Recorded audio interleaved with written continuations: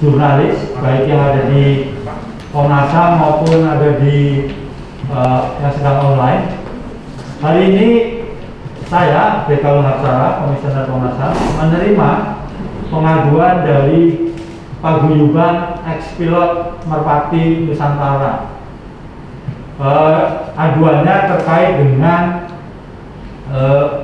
intinya meminta perlindungan hukum dan juga pemenuhan hak-hak dari ex-pilot ataupun karyawan Merpati Nusantara yang sudah sekian tahun belum bisa dipenuhi baik oleh perusahaan maupun oleh negara.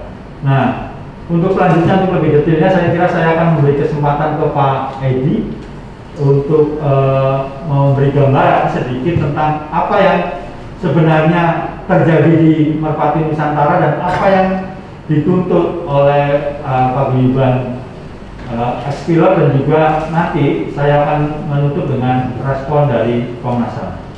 Silakan Pak Edi. Terima kasih. Selamat siang Bapak Ibu wartawan sekalian. Terima kasih atas kedatangannya. Pada kesempatan ini kami mewakili penerbang dan juga karyawan yang lain ingin menyampaikan keluhan kami. Saya memang sudah beberapa lama mencoba menulis. Mungkin lebih baik saya bacakan saja tulisan dari saya ini. Melawan lupa Merpati Nusantara Airlines. Saya pilot pensiunan Merpati Nusantara Airlines.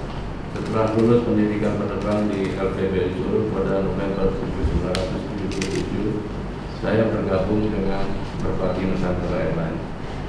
Saya mendapat tugas pertama sebagai co-pilot pesawat DC-6 Piloter yang melayani penerbangan perintis, yang saat itu menjadi salah satu tugas utama dari misi penerbangan perusahaan Merpati Nusantara untuk membuka jalur udara dari dan ke daerah-daerah yang saat itu masih sulit, daerah-daerah terpencil yang masih sulit hubungan darat maupun lautnya. Pada saat itu juga fasilitas penerbangan yang ada masihlah sangat terbatas. Baik kondisi lapangan terbang, sarana dan prasarana penunjang juga masih sangat minim. Tetapi kami penerbang perintis Merpati harus mampu menjalankan misi dengan baik. Karena kondisi yang serba terbatas itu sudah cukup banyak rekan-rekan kami yang mengalami musibah, bahkan fatal sampai meninggal. Dan sampai saat ini ada dua pesawat rekan kami yang hilang dalam penerbangan manuvari ke Bintuni, dan satu lagi ada di Selat Solo di Nusa Tenggara Timur dekat Pulau Komodo. Sampai sekarang tidak tahu kerimanya. Pada tahun 2013 saya memasuki masa purnabakti. Setelah saya 35 tahun lebih saya mengabdi di Merpati, tepatnya 35 tahun 10 bulan. Pada saat itu dengan alasan kesulitan keuangan, kami hanya diminta menunggu. Sampai saya juga sudah menyurati Merpati kapan ini akan diselesaikan, tetapi juga tidak ada jawabannya. Pada tahun 2016, setelah 3 tahun menunggu, ada berita baik yang mengembirakan saya pribadi dan juga beberapa teman. Karena pada saat itu 2014 itu Merpati sudah stop, sehingga teman-teman yang masih aktif, walaupun mereka masih status sebagai pegawai, tapi 27 bulan tidak digaji. Kalau saya 3 tahun saya menanti untuk uang pesangonnya. Pada tahun 2016 itu ada kabar baik, penawaran pesangon yang dibayar sebagian, yang dinamakan mungkin P5, program P5. Terus juga sisanya akan dibayar sekian tahun kemudian, 2 tahun kemudian diberikan surat pernyataan hutang. Terus terang kami semua karyawan Merpati tadinya kita berpikir positif, hanya berpikir positif. Gak apa-apa lah, tunggu 2 tahun, nanti akan dibayar. Akan tetapi sayangnya sebelum jatuh tempo SPU itu ada salah satu Merpati yang mengajukan proses PKPU di Pengadilan Negeri Niaga Surabaya. Dan dalam sidang tersebut SPU kami diklarifikasikan sebagai hutang biasa, bukan hutang pesangon yang seharusnya didahulukan dan dilindungi oleh undang-undang. Di sini kami melihat banyak kejanggalan dalam sidang tersebut, antara lain Merpati berkantor pusat di Jakarta, tetapi dalam sidang tersebut beralamat di Bandar Juanda Surabaya. Artinya ada perubahan alamat kantor yang tentunya diketahui pula oleh kementerian terkait, karena MNA adalah BUMN. Keputusan sidang tersebut juga tidak mempunyai batas waktu yang pasti, karena salah satu klausulnya Merpati harus punya omset dan sudah terbang kembali dengan grace period 3 dan 6 tahun untuk pembayaran kewajiban. Kemudian investor yang masuk sebagaimana keputusan perdamaian PKPU Merpati tidak jelas juga kredibilitasnya. Bahkan direkturnya ditengarai sebagai sudah di-PO oleh pihak yang berwajib ketika proses PKPU tersebut berlangsung. Bagaimana mungkin hal itu terjadi sementara proses PKPU dan keputusan ini merupakan produk hukum? Lebih lanjut, akibat dari proses PKPU tersebut, PPAN harus menggelontorkan dana sebesar 20 miliar lebih untuk biaya dalam proses PKPU. Mau dibayangkan bagaimana jika biaya tersebut alih-alih digunakan untuk menyelesaikan sebagian kewajiban MNA kepada karyawannya yang sangat menantikan hak-hak guna yang sebagian semata-mata menunggu hak tersebut hanya untuk menyambung hidup mereka dan keluarga. Namun di sisi lain tentunya keputusan perdamaian dalam proses PKPU itu sangat menguntungkan MNA, karena MNA menjadi dapat menunda pembayaran kewajiban terhadap para kreditornya semau dan selama yang diinginkan dengan tidak jelasnya penyelesaian kewajiban sebagaimana tercantum di dalam keputusan perdamaian PKPU.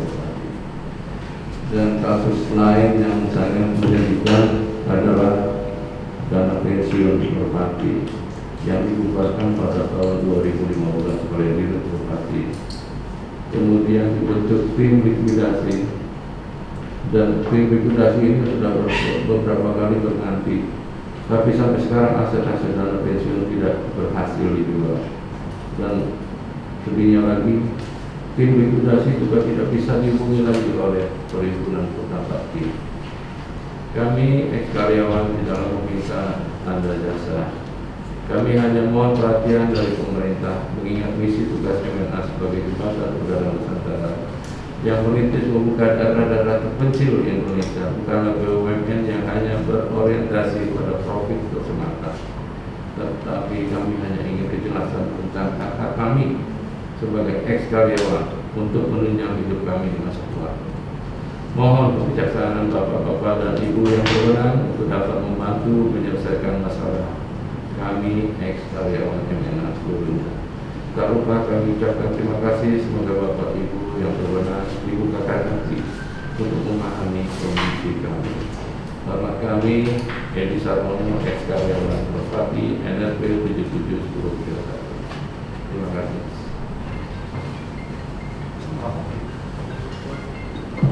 Silakan kalau ada dari kuasa hukumnya untuk menambahkan.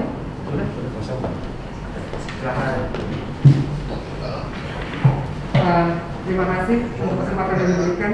Kami tim kuasa hukum dari Paguyuban Pilot Merpati menekankan dan mengupayakan untuk penyelesaian hak-hak karyawan berupa pesangon, pensiun, kemudian pengembalian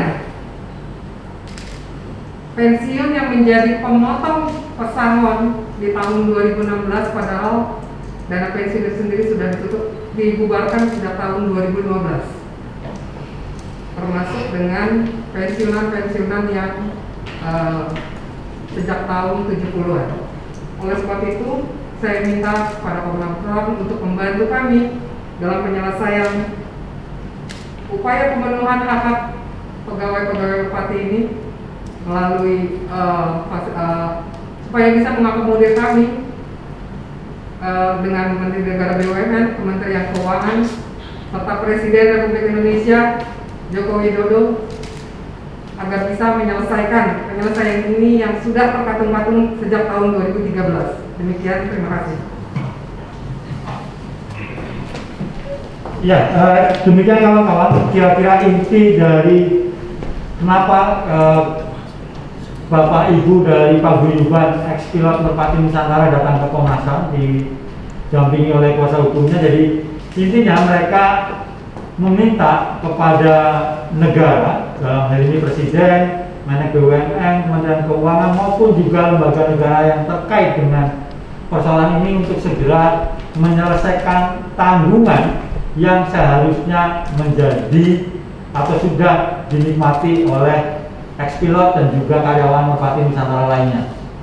Itu yang pertama. Dan yang kedua tadi juga dalam aduan yang ada, Paguyuban ex-pilot menyampaikan soal dampak-dampak yang dirasakan oleh karyawan Merpati Nusantara maupun juga keluarga korban. Jadi ada yang kemudian sakit dan juga dampak-dampak lainnya. Sehingga bagi kami dengan dua alasan tersebut itulah Komnas HAM akan menindaklanjuti aduan yang ada dengan meminta keterangan kepada Menko BUMN, Kementerian Perhubungan, kemudian Kementerian Keuangan maupun lembaga-lembaga yang lain untuk bisa menjelaskan duduk masalah yang ada, sekaligus juga meminta keterangan terkait alternatif solusi yang bisa disampaikan oleh negara sehingga permasalahan yang ada di Merpati Nusantara menjadi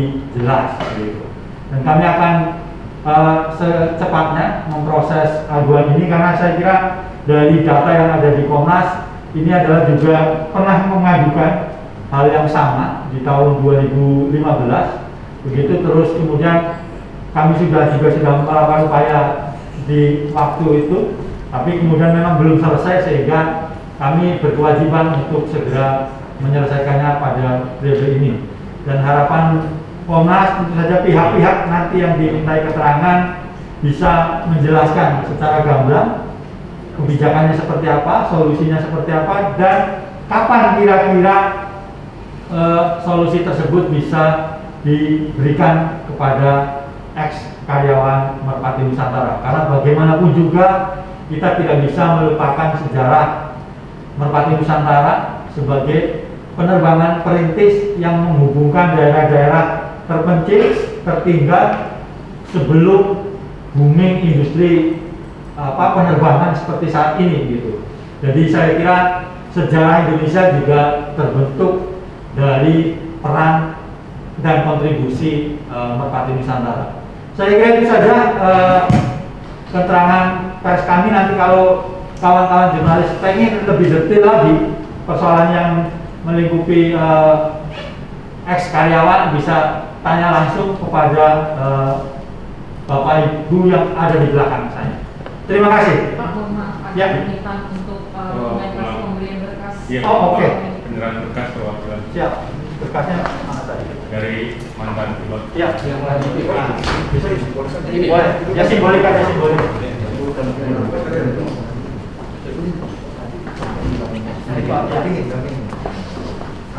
Izin Bapak yang pilot mungkin di belakang. Di belakang. Di belakang. Di belakang. Pokoknya bantu tempo lah pokoknya.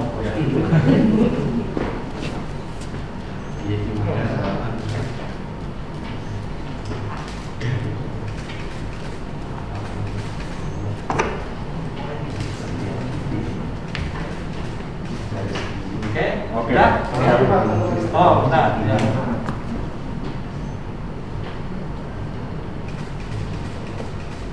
Oke. Sip, terima kasih ya. Terima kasih ya Mas. Sehat-sehat. Ya, Bin.